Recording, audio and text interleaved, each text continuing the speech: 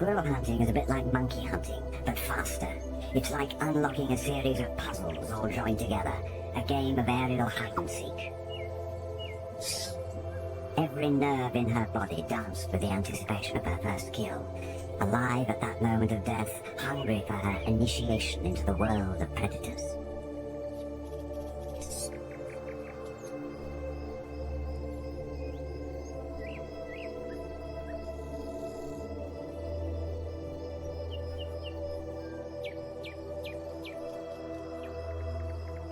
For her, this was never merely practice for larger prey. Her fascination with squirrels has gone way beyond the potential of a furry mouthful of bones. It is a battle of wills, and she has become an expert.